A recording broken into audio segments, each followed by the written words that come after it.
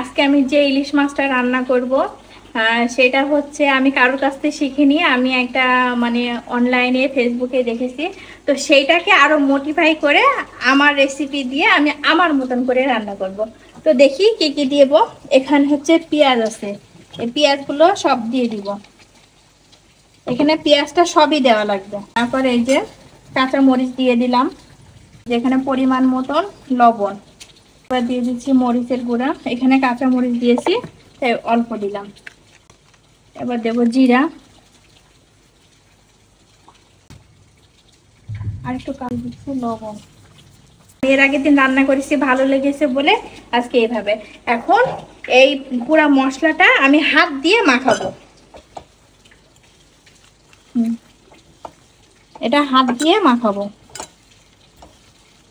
না, কিন্তু আপনারা খেয়ে দেখবেন, একদম আনকমন।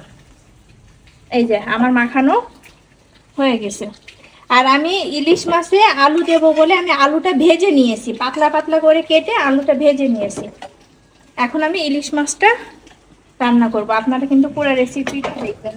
আর এখানে ঝাল, হলুদ, লবণ দিয়ে আমি ইলিশ মাছটা একটু নাড়াই নেব।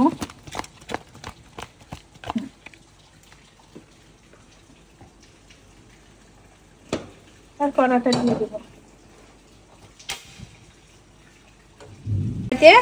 এটা আমি দুইটা তেল দিয়ে রান্না করব, খাঁটি সরিষার তেল আর একটু সাদা তেল। এই মাছগুলো এবার তেলের উপরে আস্তে করে আলতোভাবে ছেড়ে দেব।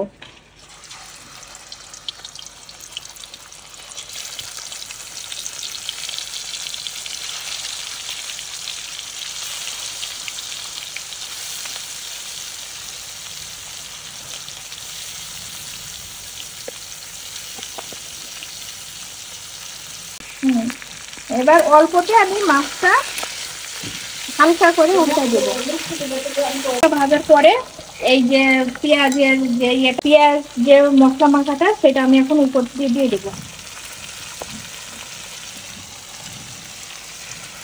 হাতে দেখেন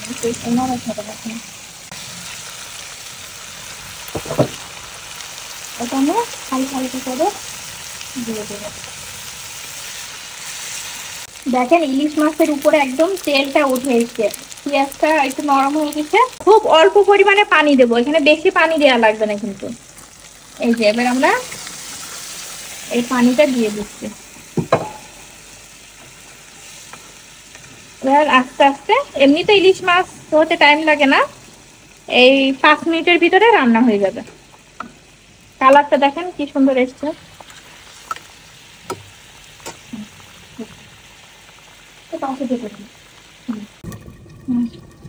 এবার আমি লবণটা চেখে নেব, ঝোল ফুটে গেছে।